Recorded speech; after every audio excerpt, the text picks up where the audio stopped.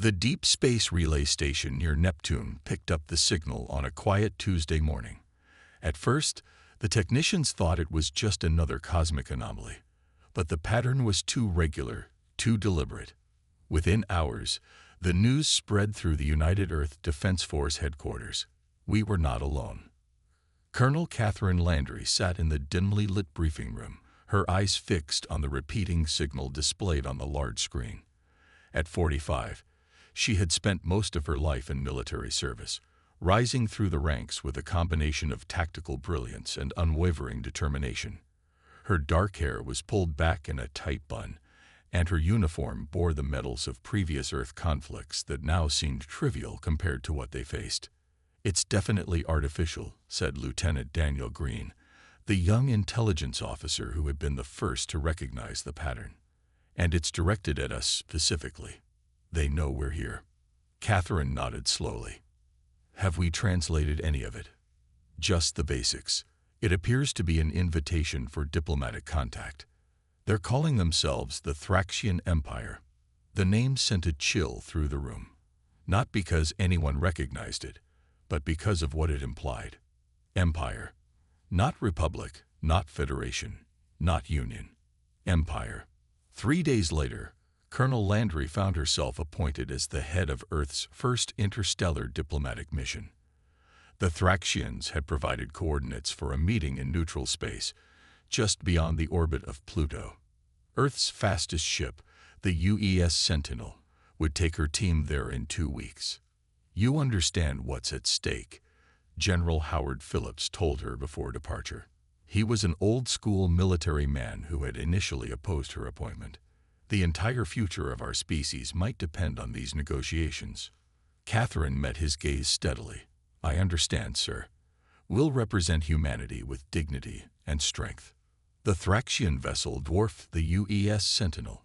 It gleamed like burnished bronze against the black of space, its design both beautiful and menacing. As Catherine led her team through the airlock connecting the ships, she fought to maintain her composure. First contact. Humanity's most important moment.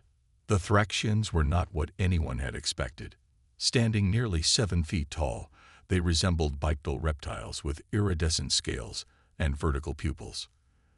Their ambassador, who introduced himself as Lord Crax, wore an elaborate uniform covered in what appeared to be military decorations. "We welcome you, humans," Lord Crax said through the translation device. His voice had an odd, rumbling quality. "Though we are surprised by your delegation." Catherine stepped forward. "I am Colonel Catherine Landry of the United Earth Defense Force, appointed to lead this diplomatic mission. We come in peace and friendship." Several of the Thraxians exchanged glances, and Catherine could swear she heard something like chuckling. "You send females to conduct military diplomacy?" Lord Crax asked, making no effort to hide his amusement. "How? Quaint." Catherine maintained her professional demeanor. "On Earth, military positions are assigned based on merit, not gender." This prompted more barely concealed laughter among the Thraxian officials. Lord Crax's posture changed, becoming more relaxed, less formal, as if the perceived threat level had just decreased significantly. "Of course," he said, with what could only be described as a patronizing tone. "Well then, Colonel Landry, let us begin our discussions. The Thraxian Empire spans over 3,000 worlds across this sector of the galaxy. We have encountered many, developing species such as yours." As the initial meeting progressed, Catherine noticed how the Thraxians spoke to her team, with thinly veiled condescension, as if addressing children. They showed holographic maps of their territory, clearly meant to intimidate. They casually mentioned species that had been integrated into their empire. They barely listened to humanity's presentations about Earth culture and achievements. By the end of the first day of negotiations, Colonel Landry had come to an unsettling conclusion. The Thraxian Empire wasn't interested in equal diplomatic relations. They were assessing how difficult Earth would be to conquer, and they weren't impressed. Back on the UES Sentinel, Catherine gathered her team. "They're underestimating us," she said quietly. "And for now, We're going to let them. Captain Zotuxel stared at the application on his screen for the 5th time that day. The blue glow illuminated his gray, ridged face as his 4 eyes blinked in sequence, a sign of deep thoracian stress. The application was from a human named Jack Miller, and despite every instinct telling him to reject it, Zoxel knew he needed this human on his ship. "Captain, the crew is assembled as requested," said First Officer Ventel from the doorway. Her antenna twitched nervously. "Thank you. I'll be there shortly," Zoxel replied, rising from his chair. His exoskeleton creaked slightly. He was getting old for a Thoraxian captain. The meeting room fell silent as Zoxel entered. 8 crew members from 6 different species sat around the oval table, all eyes, stalks, and sensory organs turned toward him. "I've made a decision regarding our crew vacancy," Zoxel announced. "We will be accepting a human applicant." The reaction was immediate. Pilot Creel's scales flashed bright orange in alarm. Security Chief Marnox stood up so quickly that his chair fell backward. Medical Officer Plex simply blinked her 3 eyes in rapid succession. "Captain," Marnox rumbled, "humans are dangerous. They evolved on a death world. Their endurance alone makes them unpredictable. I am aware of their reputation," Zoxel said calmly. "I'm counting on it." He activated the room's display system. A map of their planned trade route appeared, with several sections highlighted in red. "These are areas where pirate attacks have increased by 80% in the last cycle. The stellar wind carries valuable cargo. We need every advantage." "But a human." Engineer Trill's voice vibrated with concern, her gelatinous form rippling. "My cousin served with one on the distant star. She said the human once continued working after breaking a limb. Just wrapped it up and kept going. That's not natural." Zoxel nodded. "I remember the first contact between humans and the Galactic Alliance 12 cycles ago. I was a junior officer then." The room grew quiet. Everyone knew the stories. The human delegates were accidentally exposed to atmospheric toxins in the meeting chamber. Toxins that would have killed any of us in minutes. "Do you know what they did?" Zoxel looked around the room. "They coughed a few times, complained about the funny smell, and continued negotiations for 4 more hours." Medical Officer Plex shuddered. "Their resilience is disturbing. They can survive radiation doses that would kill most sentient species." "Exactly," said Zoxel. "And that's why we need one." He pulled up another image, a human male with short brown hair and a friendly smile. Jack Miller, 30 Earth years old. Served 5 years in their space program. Excellent technical skills and problem-solving abilities. His psychological profile shows strong protective instincts typical of humans. "Those protective instincts," Marnox growled, "can turn violent in seconds." "Yes," Zoxel agreed. "That's also why we need one." First Officer Ventel, who had remained silent until now, spoke softly. "The trading guilds report that ships with human crew members are attacked 40% less frequently than those without. Pirates have learned to avoid them." A heavy silence filled the room. "The decision is made," Zoxel said firmly. "The human joins us when we dock at Terra Station next week. I expect all of you to be professional." Later, as the crew dispersed, Ventel lingered in the meeting room with the captain. "Are you certain about this?" she asked. Zoxel looked at the human's image again. "No, but the trade routes have become dangerous. We need their unique abilities, even though they're terrifying." Ventel's antenna twitched again. "Perhaps," said Zoxel, "because they're terrifying." He shut down the display. The trade routes were no place for the cautious anymore. Sometimes survival required taking risks, and humans were definitely a risk. But they might just be a necessary one. Jack Miller stood at the airlock of Terra Station, a single duffel bag slung over his shoulder. His heart raced with excitement as he waited to board the stellar wind. After years of applying to off-world positions, someone had finally said yes. The fact that it was a Thoraxian merchant vessel made it even more thrilling. The airlock cycled open with a soft hiss. First Officer Ventil stood on the other side, her antenna perfectly still in what Jack recognized from his training as forced composure. "Welcome aboard the Stellar Wind, Human Miller," she said formally. "I am First Officer Ventil. I will show you to your quarters and brief you on ship protocols." "Just Jack is fine," he said with a smile. "Thanks for having me. I'm really excited to be here." Ventil's antenna twitched slightly. "This way," she said, turning without acknowledging his friendly gesture. As they walked through the curved corridors, Jack noticed other crew members quickly stepping aside. Some even pressed against the walls to avoid coming too close. A small insect-like crew member actually darted into another room when they approached. "Did I do something wrong?" Jack whispered to Ventil. "They are adjusting," she replied stiffly. Many have never worked with a human before. Jack's quarters were small but comfortable, adapted for human needs with a proper bed instead of the hanging sleep pods most of the crew used. After settling in, Ventil took him to meet Captain Zoxol on the bridge. The captain's 4 eyes studied Jack carefully. "Human Miller, your service record is impressive. You will be assigned to engineering and security duties. Report to Chief Engineer Trill after your orientation." "Thank you, Captain. I won't let you down," Jack said with enthusiasm. Later, in the ship's dining hall, Jack sat alone at a table. The other crew members kept their distance, speaking in hushed tones. His enhanced hearing, standard for humans but extraordinary to many alien species, picked up fragments of conversation. "Can survive in vacuum for nearly 2 minutes. Heard they can regrow limbs. Eat almost anything without dying." Jack sighed. The usual misconceptions. He had hoped things would be different on the Stellar Wind.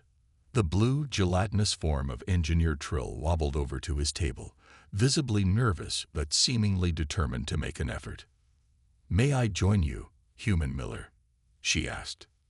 "Please, and call me Jack," he said, grateful for the company. Trill settled across from him, her form rippling slightly. "I must ask, is it true that humans can go days without nutrients?" Jack laughed, not realizing how the sound made several nearby crew members flinch. "Well, yeah, we can go a while without food if we need to. I once went almost 4 days with just water during a camping trip when I got lost. It wasn't fun, but it wasn't dangerous for me." Trill's body paled to a lighter blue. The Quexian chef who had been approaching with Jack's meal froze in place, the 3 tentacles holding the tray trembling. 4 days. Trill's voice wavered. "Without nutrients." "Yeah," Jack said, not understanding the reaction. "Our bodies store fat for energy. It's not a big deal." The dining hall had gone completely silent. Jack looked around, confused by the horrified expressions on alien faces. For species that required constant nutrition, the idea was apparently terrifying. The silence was broken by the beep of Jack's communicator. He answered to see a human woman's face on the small screen. "Jack, Lisa Boyd here. I'm on the Star Chaser, about 3 parsecs from you." "Hey, Lisa. Good to see another human face," Jack said, relieved. Lisa grinned. "Just calling to warn you.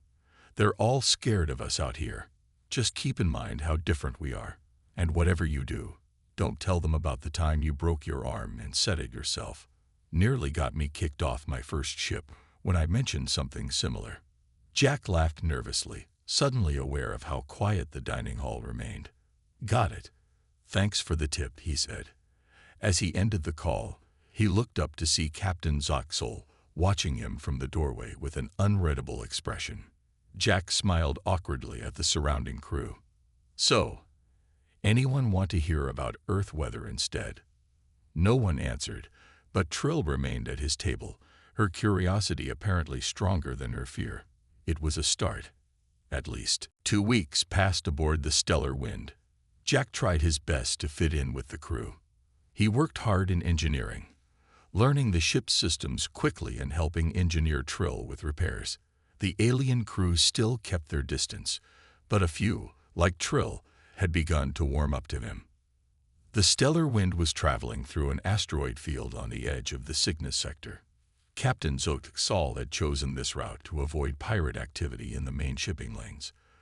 The field was supposedly dormant, mapped decades ago as a safe passage. Jack was in engineering when the first impact hit. The ship lurched violently. Jack worked on the damaged life support system for nearly an hour. His fingers grew numb inside his gloves, but he kept going. The pirate ships had moved away, perhaps thinking the stellar wind was dead in space. With each passing minute, the ship grew colder inside, and Jack knew the crew had little time left. Finally, the last connection clicked into place. He tapped his communicator. "This is Jack. Life support repaired. Starting system reboot now." No answer came through. The crew was likely too cold to respond. Jack pushed himself back along the hull toward the airlock, fighting the stiffness in his joints from the extreme cold. Inside the ship, the temperature had dropped to 40 degrees Fahrenheit. Jack found the bridge crew completely still, their bodies locked in a state of cold-induced paralysis. Only Captain Zoxal showed any signs of consciousness, his 4 eyes moving slightly to track Jack as he entered. Jack moved quickly to the life support controls and began the restart sequence. Warm air slowly began to flow from the vents. It would take hours for the ship to return to normal temperature, but at least they had bought some time. "The crew will recover, Captain," Jack said, helping to move Zoxal closer to a heating vent. "But they need warmth fast." The captain's voice came out as a strained whisper. "Pirates will return when they see power restored." Jack nodded. "I'll keep watch. You rest." For the next 36 hours, Jack worked without sleep. He moved through the ship, checking on each crew member, repositioning them near heat sources. He repaired damaged systems, monitored the radar for pirate activity, and kept the ship on its course through the asteroid field. Captain Zoxal was the first to recover enough to move around. He found Jack in engineering, working on the weapons systems. "You have not rested," the captain observed. Jack looked up, dark circles under his eyes. "No time for that, Captain. We're still in danger." "How are you still functioning?" Zoxal asked. "It has been almost 2 days." Jack shrugged. "Humans can go without sleep for a few days when needed. I once stayed awake for 72 hours during emergency training. Not fun, but doable." The captain's eyes blinked in sequence. "Remarkable." "Weapons are back online," Jack said, changing the subject. He sipped from a pouch of water and ate an energy bar, his only sustenance since the attack began. A loud alarm cut through the air. Radar had detected ships approaching fast. "They're back," Jack said, checking the display. 3 ships, same as before. Captain Zoxal moved to the comm system. "All crew who are able, report to battle stations." Only 5 crew members responded. The rest were still recovering. "We cannot fight, and we cannot run," Zoxal said grimly. "Our engines are not yet at full power." "We have weapons now," Jack pointed out. "Not enough against 3 ships, and most of our gunners are still incapacitated." A new alarm sounded. The pirates were attempting to dock. They would board the ship soon. Jack looked at the few conscious crew members. None of them were in fighting shape. Security Chief Marnox was still completely frozen in his quarters. "I'll handle it," Jack said, surprising himself with his own determination. "That is suicide," Captain Zoxal stated flatly. "There could be a dozen pirates." Jack checked the weapons locker and selected a shock baton, non-lethal but effective. "I'm not going to let them take this ship, Captain. Not after everything we've been through." Before Zoxal could protest further, the sound of metal cutting through metal echoed from the cargo bay. The pirates were breaching the hull. Jack ran toward the sound, shock baton in hand. Behind him, Captain Zoxal watched with a mixture of disbelief and growing respect.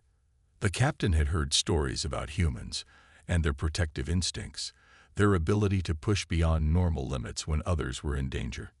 Now he was witnessing it firsthand. The pirate leader, A 7-foot Draxian with razor-sharp claws was the first through the breach. He didn't expect resistance, certainly not from a lone human standing in the corridor, weapon ready, eyes blazing with determination. "This ship is under my protection," Jack said, his voice steady despite his exhaustion. "Leave now, or you'll regret it." The Draxian pirate leader laughed, showing rows of sharp teeth. Behind him, 5 more pirates squeezed through the breach, each armed with energy weapons and blades. A single human? This is their defense. The leader growled in broken galactic standard. "Step aside or die." Jack held his ground. "Last warning. Leave now." The pirates laughed again and advanced. Jack moved with surprising speed for someone who hadn't slept in nearly 2 days. He dodged the first energy blast and swung the shock button, catching the nearest pirate in the midsection. The alien dropped, body convulsing from the electric charge. The others attacked at once. Jack took a hit to his shoulder from a blade, but barely reacted to the pain. He fought with a ferocity that startled the pirates, using the narrow corridor to his advantage. When a blast hit him in the leg, he stumbled but kept fighting. From around the corner, Captain Zoxal watched in amazement. The human was bleeding from multiple wounds but showed no signs of stopping. This matched the stories he had heard, that humans could continue fighting through injuries that would incapacitate other species. The pirate leader grew frustrated as 2 more of his crew fell to Jack's relentless attacks. He pulled out a larger weapon and fired directly at Jack's chest. The blast hit hard, sending Jack crashing against the wall. Captain Zoxal prepared to retreat. Surely no creature could survive such a direct hit. But to his shock, Jack struggled back to his feet, blood dripping from his nose and mouth. The human smiled through bloodied teeth. "I can do this all day," he said, voice raspy but determined. Something changed in the Draxian leader's eyes, a flicker of fear. This wasn't the easy target he had expected. The pirates backed up slowly, then turned and retreated through the breach to their ship. Minutes later, their vessels disengaged and fled. Jack slumped against the wall, finally allowing himself to feel the pain of his injuries. Medical Officer Plex, now recovered enough to move, rushed to his side with Captain Zoxal. "Impossible," Plex said, scanning Jack's wounds. "You should be unconscious at minimum." "Adrenaline," Jack explained weakly. "It's a human thing." 3 days later, Jack sat in the ship's medical bay. His wounds were healing well under Plex's care. The stellar wind had resumed its journey, all systems restored and the crew fully recovered. Jack was the only one still confined to bed rest. Captain Zoxal entered the medical bay. He stood stiffly by Jack's bed, all 4 eyes focused on the human. "The crew asked me to convey their gratitude," the captain said formally. "Your actions saved the ship and all aboard." Jack smiled. "Just doing my job, Captain." "No," Zoxal said firmly. "It was far beyond duty. I have served with many species, but never witnessed such determination." Jack shrugged, then winced at the pain in his shoulder. "Humans are stubborn, I guess. The Galactic Trading Authority has requested my official report on the pirate encounter," the captain continued. "News of your actions has spread." Jack looked surprised. Why would anyone care? "Because," Zoxal explained, "pirate attacks on ships with human crew members are now down 60% in this sector. Your reputation precedes you." That evening, as Jack rested in his quarters, he received another call from Lisa Boyd. "So," she said with a grin, "you're the talk of the trading posts. Single-handedly fought off a Draxian pirate crew. That's impressive even for a human." Jack laughed. "It's all exaggerated. I just bought time until they decided we weren't worth the trouble." "Well, whatever you did, it's changing things out here," Lisa said. "I just got 3 job offers from different captains. Everyone wants a human crew member now."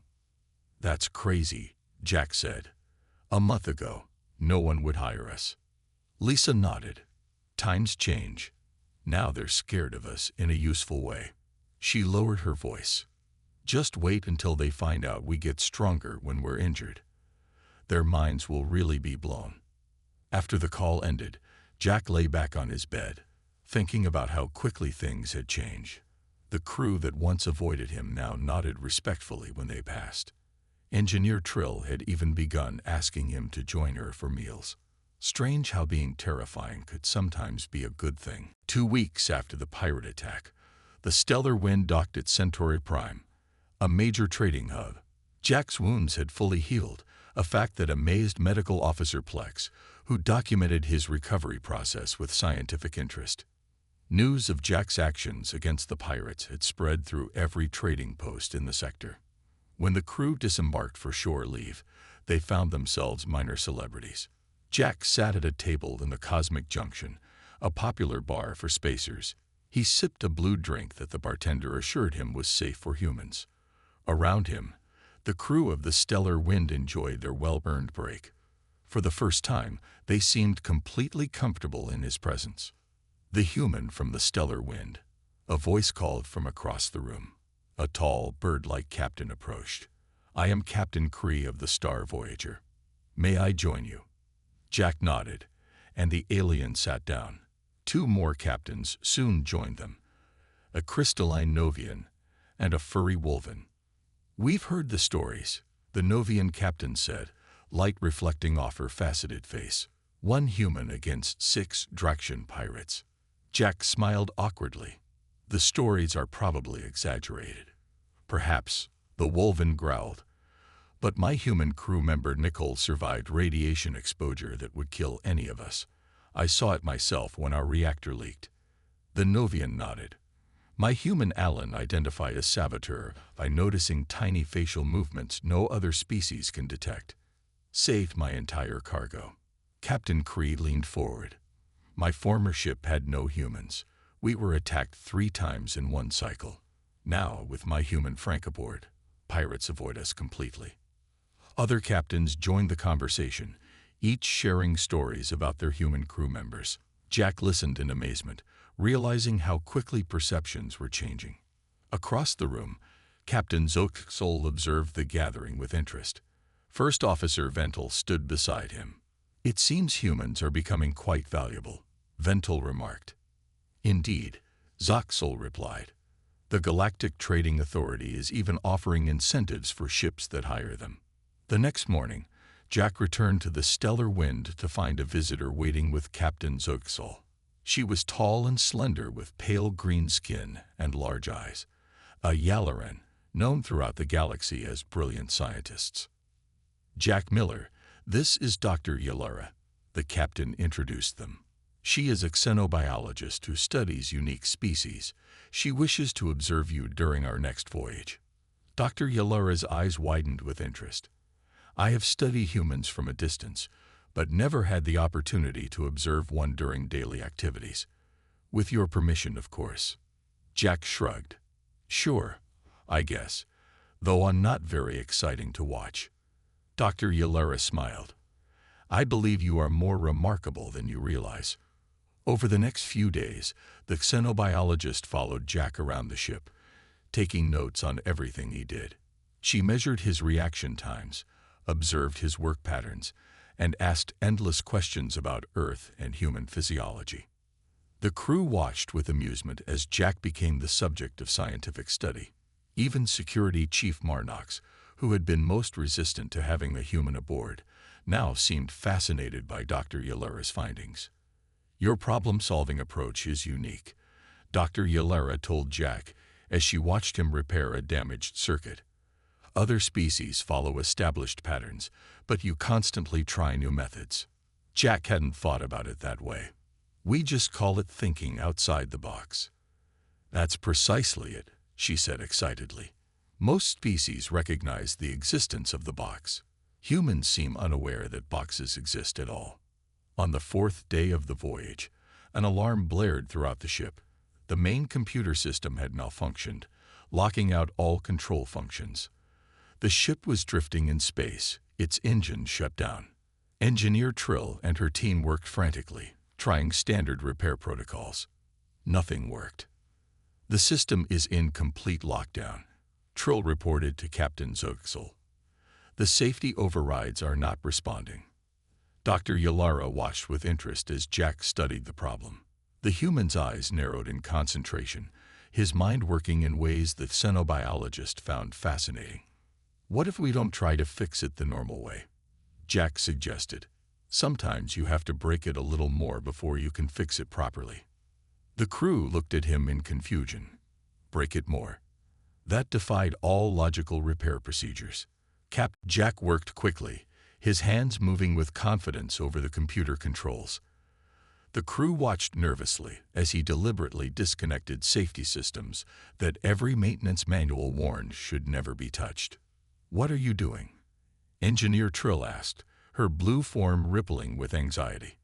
"Creating a controlled system crash," Jack explained. "Sometimes when a computer gets stuck in a loop, you need to force it to restart completely." Captain Zoxel stood nearby, all four eyes fixed on the human. "Is this a common human approach to technology?" "We call it percussive maintenance, sometimes," Jack said with a grin. "When all else fails, try turning it off and on again, but dramatically." Dr. Yalara recorded everything, fascinated by the human's approach. "Remarkable. Other species focus on fixing the detected problem. You instead target the entire system." Jack nodded, because sometimes the problem isn't where you think it is. He made a final adjustment and then pressed a sequence of buttons. The ship's lights went out completely. For 30 seconds, the stellar wind was dead in space. Then, one by one, systems began to come back online. It worked. Trill exclaimed as the engine control panel lit up. "The system needed a full reset," Jack explained. "It couldn't be done through normal channels because of the lockout, so we had to trick it." Dr. Yalara made more notes. "Humans approach problems laterally instead of linearly," she murmured. "Fascinating." The ship resumed its journey.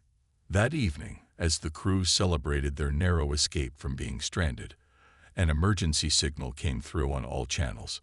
"Distress call from Science Station Omega," First Officer Ventel reported. "They're in orbit around the gas giant Cygnus 9. Captain Zoxel ordered an immediate course change. The stellar wind was the closest vessel to the station." "What's the situation?" Jack asked.